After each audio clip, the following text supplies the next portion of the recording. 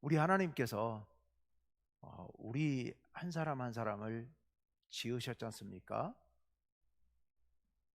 우리가 어떻게 살기를 바라고 우리를 지으셨을까요?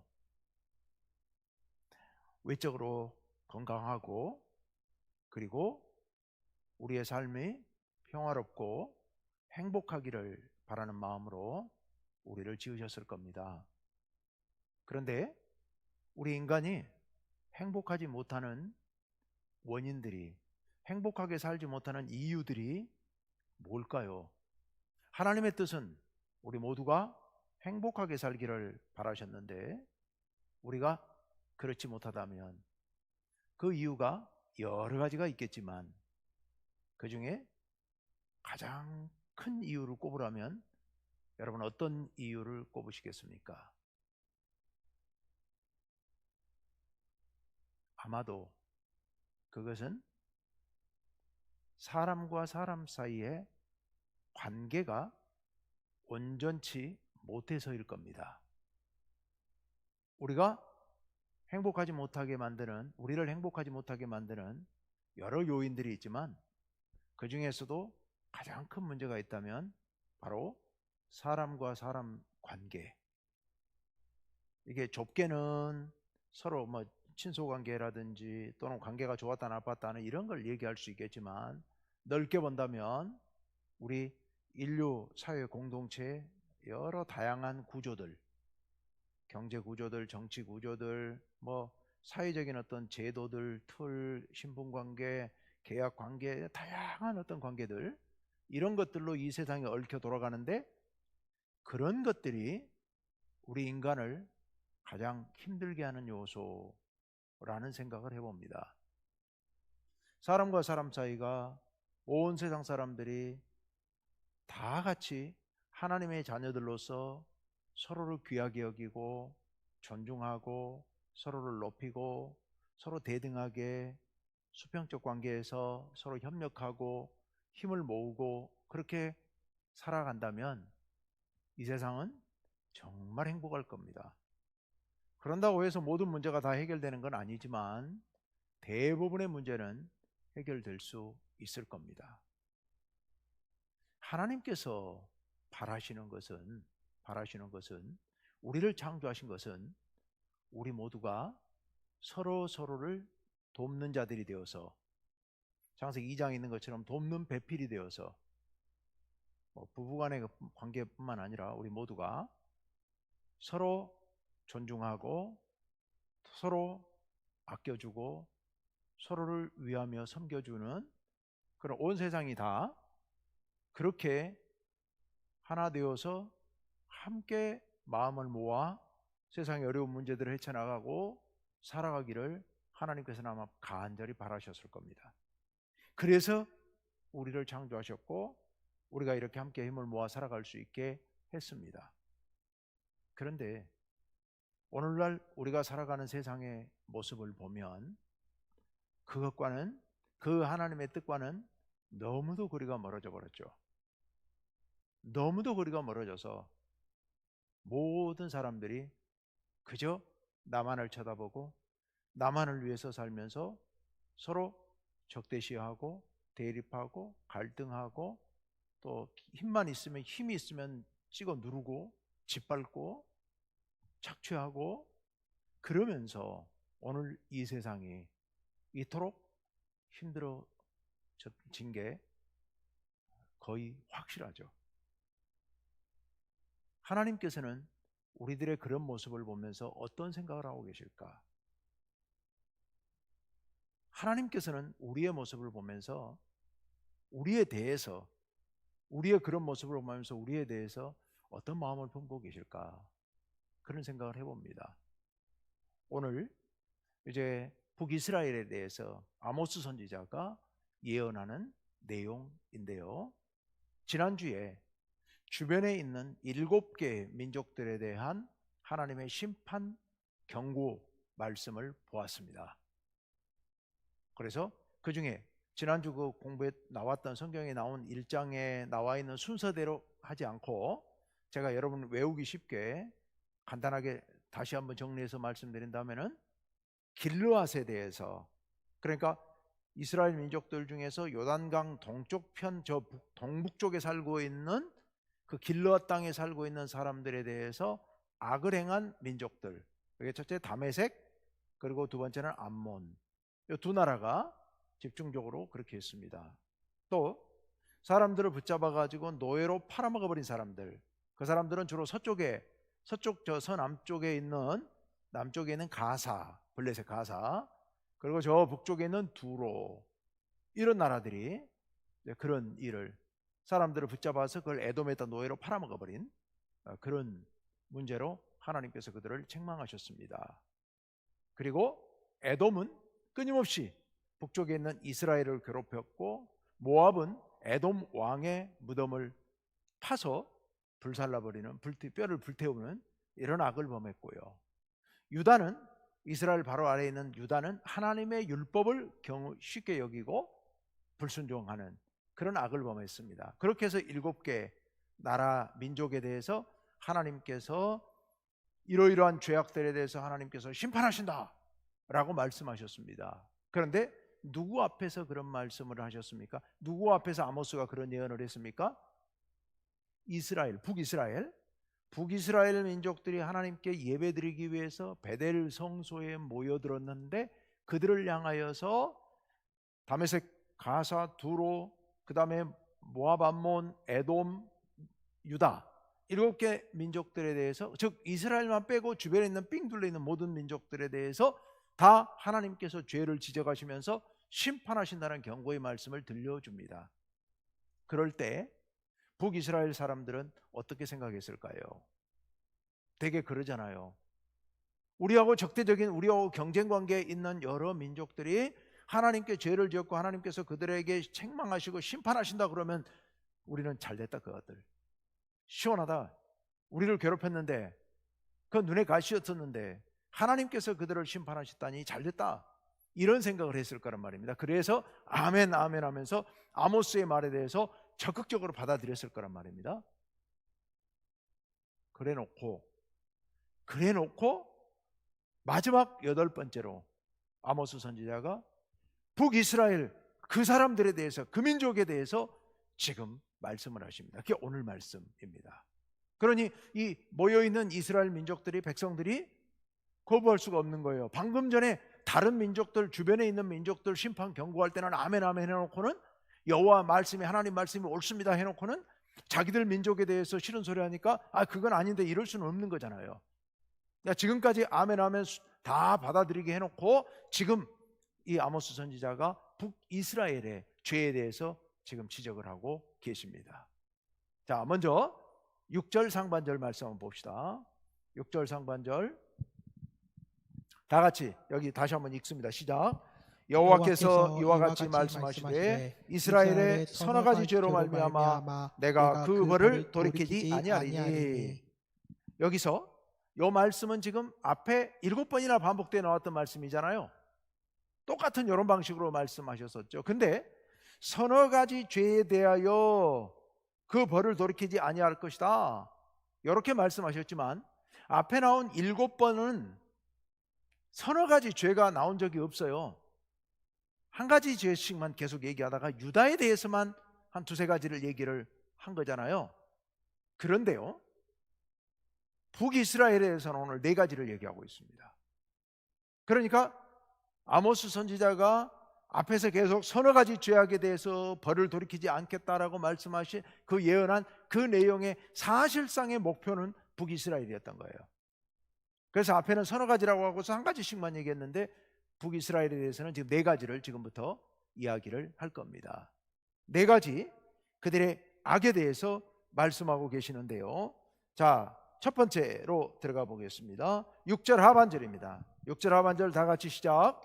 이는 그들이 은을 받고 의인을 팔며 신 한 켤레를 받고 가난한 자를 팔며. 예, 그들이 의인을 팔았어요. 가난한 자를 팔았습니다. 여기 의인, 가난한 자는 거의 같은 의미로 쓰입니다. 가난한 자들이 다 의인이다 이런 뜻이 아니라, 여기 가난한 자들은 대개 과거에 이스라엘 나라에서 하나님께서 의인으로 불러주셨습니다. 의로운 일을 많이 해서 의인으로 부른 게 아니라 그들을 불쌍히 여겨서 하나님께서 그들을 돌보시는 마음으로, 그리고 그들이 죄를 지은들 얼마나 큰 죄를 짓겠습니까? 하나님께서 그들을 의인으로 여겨주십니다. 그런데 너희가, 즉 이스라엘 민족들이 그 가난하고 힘없는 사람들을 팔아버린 거예요.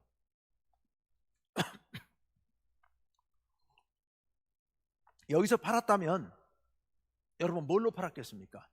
사람을 판다면 뭘로 팔겠어요? 종으로 판 거죠. 노예로 판 거죠. 그럴 만한 건수가 있었겠죠. 돈을 빌려가고 갚지 못한다든가, 너무 먹고 살 게 없으니까 식량을 빌려가다가 먹고는 못 갚는 거예요. 가난하니까. 그런 것들을 얘기하는데요, 그 대가로 이 사람들을 팔아 넘겨버리는 거예요.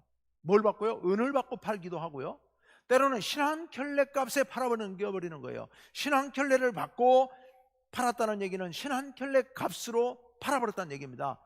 헐값으로요. 아무것도 아닌 가격으로요. 나한테 돈 빌려가서 못 갚은 사람들을 종으로 팔아 넘겨버렸다는 얘기입니다.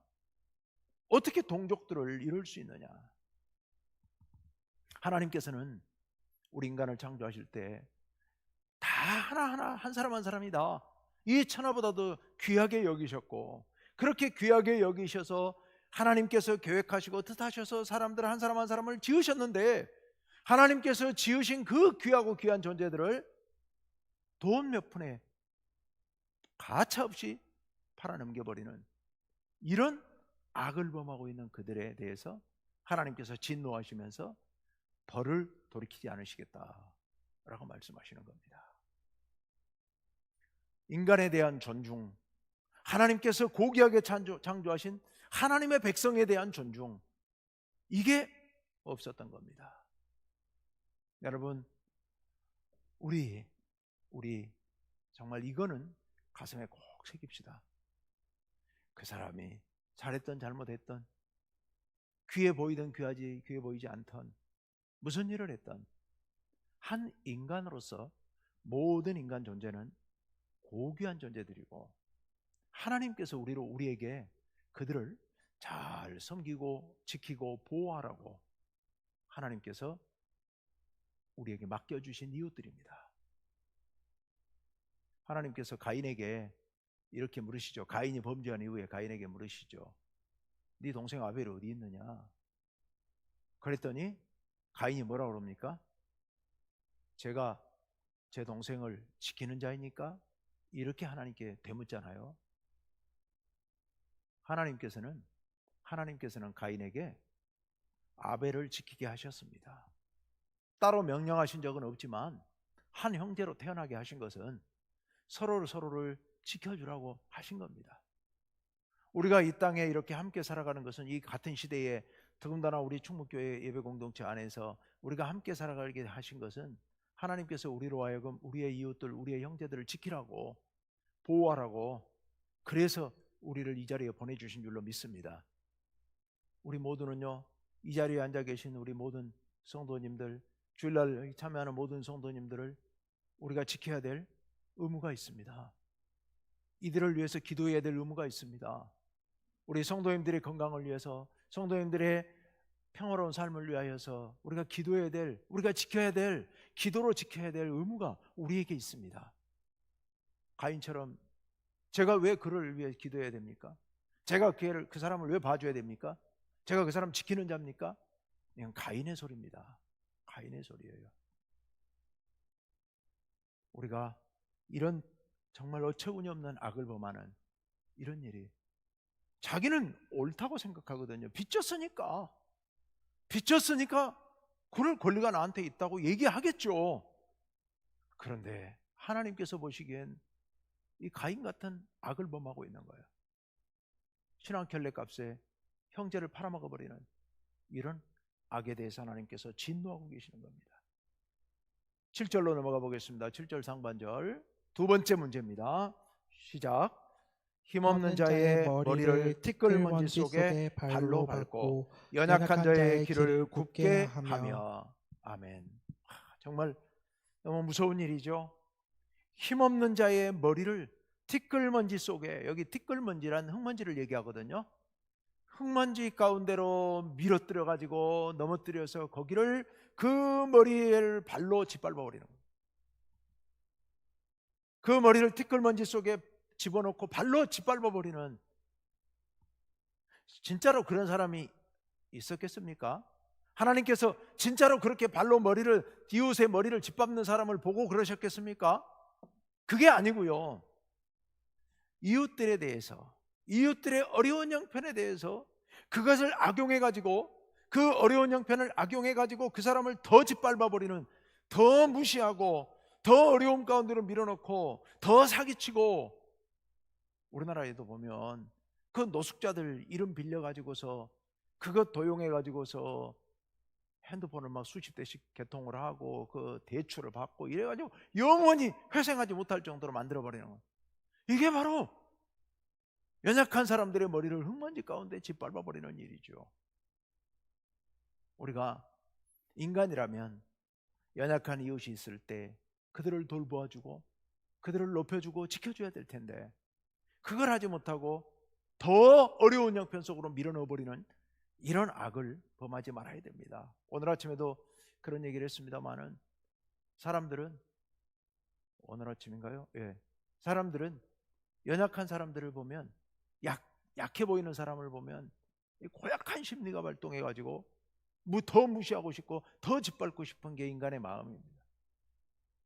내가 오늘 아침에 선생님들과 학생들의 관계 요즘 한창 시끄러운데, 그런 관계가 옛날에는 40, 50년 전에 저희들 학교 다닐 때는 선생님이 강자였다는, 다는 아니에요. 일부 선생님들 학생들을 그냥 막 함부로 이렇게 대했었잖아요. 근데 요즘 이제 법이 바뀌어가지고 아동학대 막 금지하고 그거 못하게 하니까 선생님들이 이제 약자가 돼버린 거예요. 그러니까 어린 애들이 어릴수록, 여러분들 어린아이들 천사 같다고 그러는데 그거는 어떤 면이 그렇다는 거고요.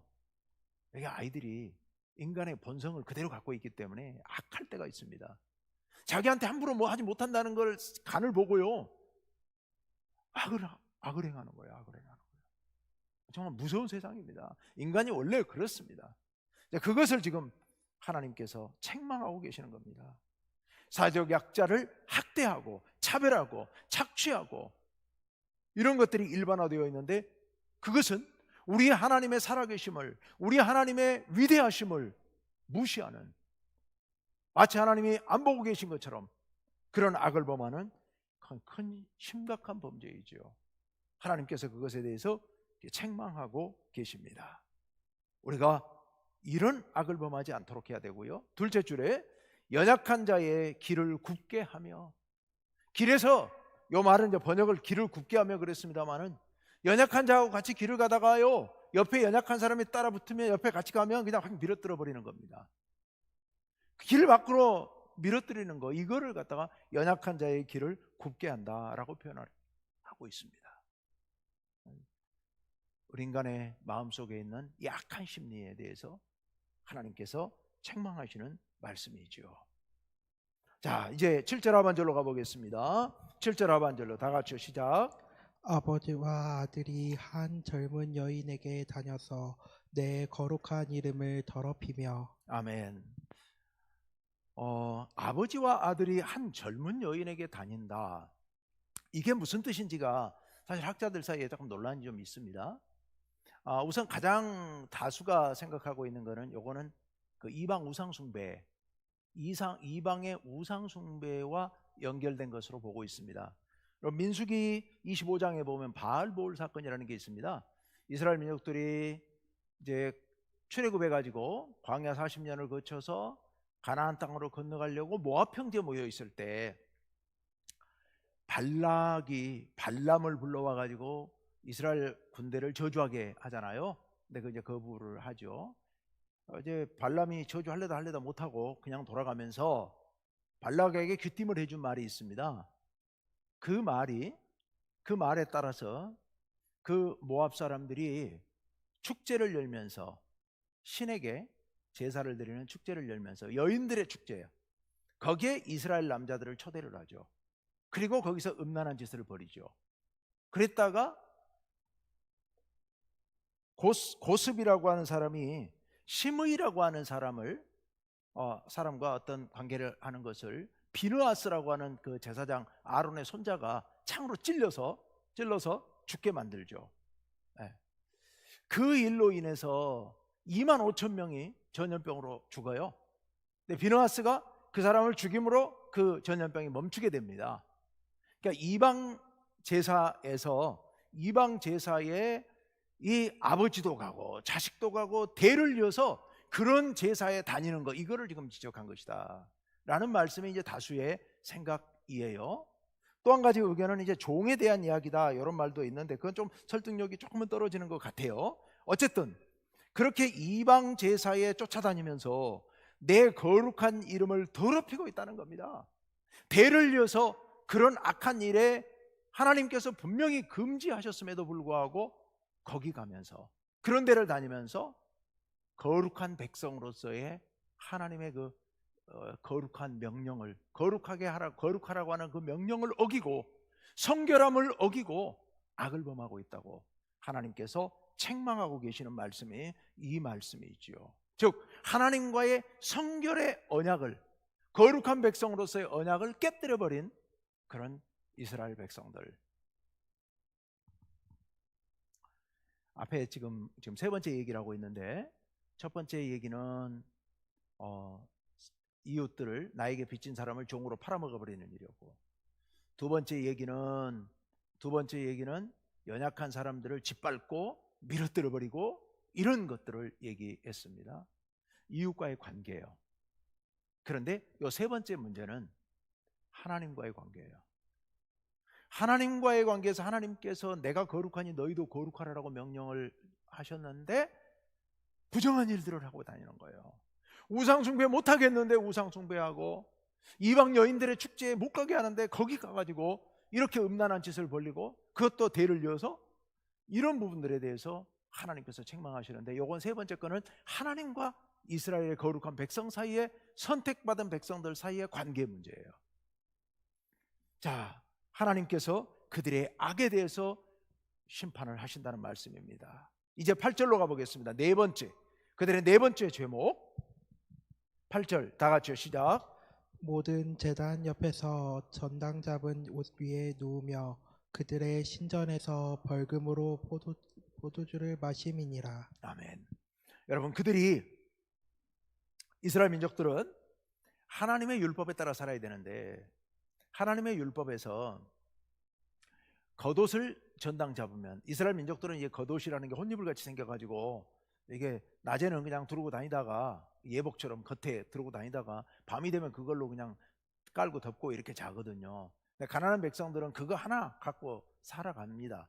근데 가난한 사람들이 돈이 없으니까 그거 갖다 전당포에가 잡히고, 전당포가 따로 없겠지만 다른 사람에게 전당물로 주고 돈을 빌렸다면, 그러면 해가 지기 전에 그 돌려줘라고 돼 있잖아요, 율법에.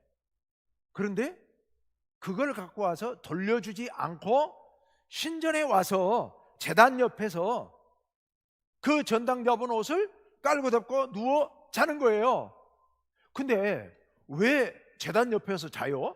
집에 가서 안 자고? 요즘 말로 하자면 철야 기도를 하는 거예요. 하나님 앞에 예배드리는 그 제단 옆에서 하나님 앞에 경건의 모습을 보이기 위하여서 거기서 누워 잠을 자는 거예요. 자다가 기도하다가 뭐 그랬다는 얘기겠죠. 그런데 거기 누워 있으면서 무슨 짓을 하고 있어요?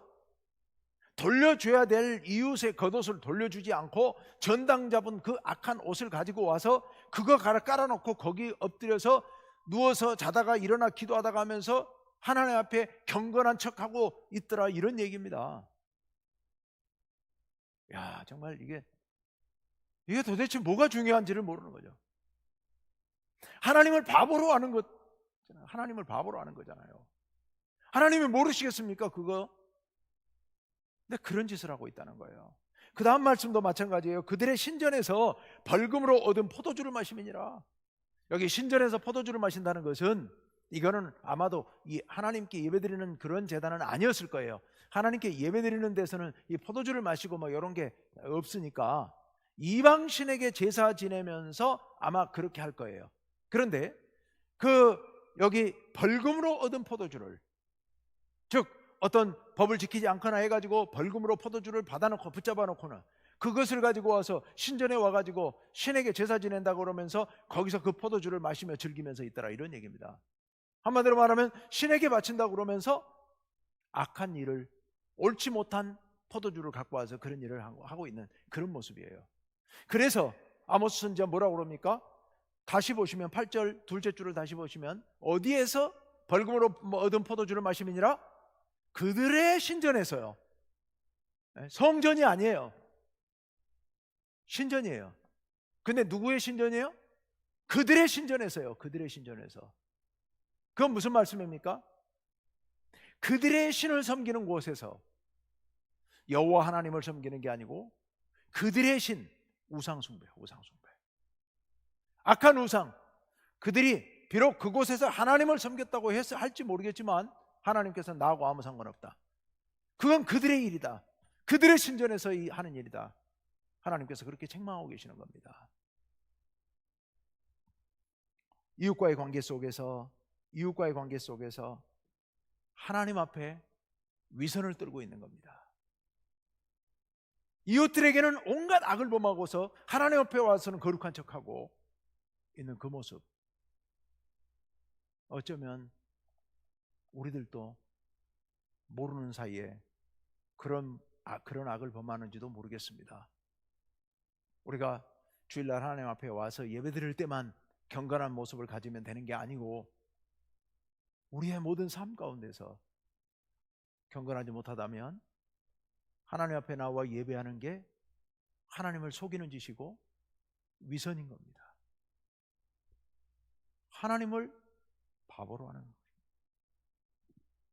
절대로 그런 일은 있어서는 안 되겠죠. 동족들에 행한 사회적인 부정의와 악에 대해서 하나님께서 책망하시면서, 그러면서 동시에 여호와 하나님의 관점에서, 하나님의 시각에서 판단하고 심판하시겠다라는 말씀을 지금 이들에게 하고 계십니다. 자, 4가지 제목이 다 나왔습니다. 4가지 제목을 크게 둘로 나눈다면 이웃과의 관계 속에서 의롭지 못한 것에 대해서 하나님께서 책망하시고, 두 번째는 하나님과의 관계에 대해서 거룩하지 못한 것에 대해서 하나님께서 책망하십니다. 결국 그것을 한 가지로 묶은다면 뭐가 되겠습니까? 관계의 문제예요. 관계의 문제. 하나님께서는 관계를 바로 세우기를, 이웃과의 관계가 바로 되기를, 하나님과의 관계가 바로 되기를 하나님은 원하세요. 우리 모든 인류를 하나님께서 창조하실 때 우리 모두가 하나님과의 올바른 관계가 수립되고 이웃과의 관계가 올바로 수립되어서 이 땅이 하나님 나라와 같은 그런 삶을, 우리가 행복한 삶을 살기를 하나님 바라셨어요. 그런데 우리 인간이 그 모든 관계를 깨뜨려 버린 겁니다. 그리고 나니까 하나님께서 우리를 심판하셔야 되고, 심판하시기 전에 마지막으로 예수님을 보내셔서 십자가를 통하여 우리에게 모범을 보여주신 겁니다. 십자가가 그래서 하나님과의 관계와 이웃과의 관계를 바로 세우는 길에 대해서 십자가를 통해 모범을 보여주신 것이죠. 우리가 그렇게 주님의 십자가를 본받아서 관계를 바로 세워야 우리가 하나님의 뜻에 합당하게 그렇게 살아갈 수 있을 줄로 믿습니다. 이제 이후에 9절 이하에서는 하나님께서 심판에 대한 말씀들, 그 하나님의 심판이 얼마나 엄중한지에 대한 말씀들을 쭉 하고 계시는데 쭉쭉쭉쭉 읽어나가면서 마무리 정리하겠습니다. 자, 먼저 9절 말씀 우리 다 같이 읽습니다. 시작. 내가 아모리 사람을 그들 앞에서 멸하였나니 그 키는 백향목 높이와 같고 강하기는 상수리나무 같으나 내가 그 위의 열매와 그 아래의 뿌리를 진멸하였느니라. 아멘. 이스라엘 백성들이 모세와 더불어서 가나안 땅으로 들어왔죠. 그리고 여호수아가 가나안 땅에 들어가서 원주민들을 다 제거했죠. 원주민들을 쫓아냈죠. 그 원주민들을 대표하는 용어가 아모리 사람입니다. 여기서 말하는 아모리 사람이란 가나안 땅에 살던 원주민들, 그들이 크고 강했었지만, 여기 있는 것처럼 백향목처럼 상수리나무처럼 강했었지만 하나님께서 그 꼭대기 열매부터 뿌리까지 다 제거하셨다. 그것처럼 너희를 심판할 것이다. 10절로 갑니다. 10절 다 같이 시작. 내가 너희를 애굽 땅에서 이끌어내어 10년 동안 광야에서 인도하고 아모리 사람의 땅을 너희가 차지하게 하였고. 아멘. 하나님께서 능력으로 권능으로 애굽에서 끌어냈고 아무도 상상도 못할 만큼 놀라운 일을 행하신 거죠. 그리고 광야 40년을 지나게 하시고 그리고 가나안 땅에 아모리 사람의 땅에 들어가도록 하나님께서 인도하셨다. 하나님의 놀라운 권능에 대한 말씀이에요. 자, 그런데 11절로 가봅니다. 11절 다 같이 시작. 또 너희 아들 중에서 선지자들을 너희 청중 중에서 나신 일을 일으켰나니 이스라엘 자손들아 과연 그렇지 아니하냐 이는 여호와의 말씀이니라. 아멘. 하나님께서 당신의 일을 할 사람들을 선택하시는데요, 두 종류의 사람들을 선택하셨다. 하나는 선지자들. 선지자는 하나님께서 지명해서 부르신 선지자들. 나시린들은 본인들이 하나님 앞에 서원한 사람들요. 하나님께 서원해서 머리도 깎지 않고 이렇게 포도주도 마시지 않고 뭐 그랬던 건 그 사람들.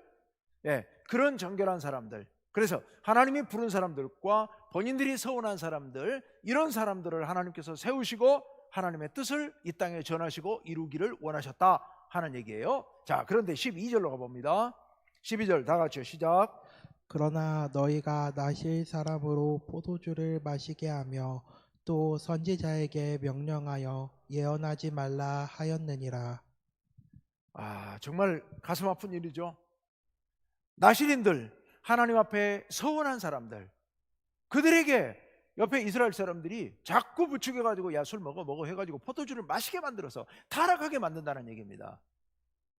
하나님의 사람들을, 선지자들과 나시린을 통하여서 하나님께서 당신의 뜻을 이루고 싶어 하세요. 당신의 뜻을 선지자를 통해 알려주시고 나시린들의 헌신을 통하여서 하나님의 자녀의 삶의 모범을 보여주시고 이렇게 살기를 원하세요. 즉 하나님과의 관계를 맺고 살기를 원하셨어요. 그런데 이스라엘 백성은 어떻게 해요? 나시린들을 타락하게 만드는 거예요. 그래서 하나님과의 관계가 끊어져 버리게 만드는 거예요. 이런 악을 범하고 있다고 지금 하나님이 책망하시는 겁니다. 자, 13절로 가보겠습니다. 13절 다 같이 시작. 보라, 곡식단을 가득히 실은 수레가 흙을 누름같이 내가 너희를 누르리니. 예, 하나님께서 심판을 경고하십니다. 곡식단을 가득히 실은 수레가 지나가면 그 수레바퀴에 무게가 잔뜩 실려가지고 흙을 수레바퀴에 꽉 짓누르겠죠. 그것처럼 내가 너희를 짓누를 것이다. 내가 너희를 심판할 것이다. 14절로 갑니다. 14절 시작. 빨리 다른 박질하는 자도 도망할 수 없으며 강한 자도 자기 힘을 낼 수 없으며 용사도 자기 목숨을 구할 수 없으며. 하나님의 심판을 피할 자가 아무도 없다. 하나님의 심판에 맞서 대항할 사람도 아무도 없다. 아무리 힘센 사람도, 아무리 빨리 달리는 사람도 피할 수도 없고 저항할 수도 없다. 하나님의 심판은 그렇게 무서운 심판이다 라는 말씀입니다. 이어서 15절입니다. 활을 가진 자도 설 수 없으며 발이 빠른 자도 피할 수 없으며 말 타는 자도 자기 목숨을 구할 수 없고. 다 같은 말씀이죠. 마지막 16절입니다. 시작. 용사 가운데 그 마음이 굳센 자도 그날에는 벌거벗고 도망하리라. 여호와의 말씀이니라. 아멘. 하나님의 심판은 분명하고, 그리고 하나님의 심판은 아무도 피할 수 없이 그렇게 강력한 심판이 임하게 될 것이다. 그러니 어떻게 하라고요? 이런 심판이 임하기 전에 회개하고 돌이키라. 회개하고 돌이키라. 여러분, 북이스라엘의 그 극심한 범죄, 첫째는 사회 부정의를 통하여서 사람과의 관계가 파괴되어 버리고, 둘째는 하나님 앞에서 종교적인 간음, 우상 숭배를 하고 나시린들을 타락시키고 이런 일들을 통하여서 하나님과의 관계를 파괴하는 이런 이스라엘의 문제, 관계를 파괴하는 이스라엘의 문제, 거기에 대해서 하나님께서 이렇게 혹독한 심판을 명령하십니다. 여러분, 오늘 이 말씀을 보면서 우리도 우리의 문제에 대해서 뿐만 아니라 우리의 공동체 문제, 우리 교회의 문제, 우리 사회의 문제, 우리 국가의 문제, 이 인류 사회의 문제, 이 악들에 대해서 우리가 예민해져야 됩니다. 훨씬 더 예민해져야 돼요. 하나님 앞에 이런 죄악들을 우리가 회개해야 합니다. 그리고 그래서 사람과의 관계를 바로 세워야 되고요. 그리고 우리가 연약한 사람들을, 우리라도 연약한 사람들의 편이 되어주고 그들을 도울 수 있어야 합니다. 두 번째로는 하나님과의 관계에 대해서 우리가 지금보다 훨씬 더 예민해져야 됩니다. 하나님과의 관계가 잘못되면 모든 게 잘못돼 버릴 수 있습니다. 하나님과의 관계를 세우는데 온 힘을 기울여야 되고요. 하나님과의 관계를 더 돈독하게 하는데, 더 튼튼하게 하는데, 하나님께 더 가까이 가는데 우리의 많은 에너지를 쏟아 부어야 됩니다. 그것이 우리가 살 길입니다. 내가 아니라, 우리 모두는 나에 집중하는데 내가 아니라 우리의 이웃 그리고 우리 하나님께 집중해야 됩니다. 그것이 우리가 나아갈 길입니다. 오늘 이 시간 주님 앞에 간절히 기도하기를 원합니다.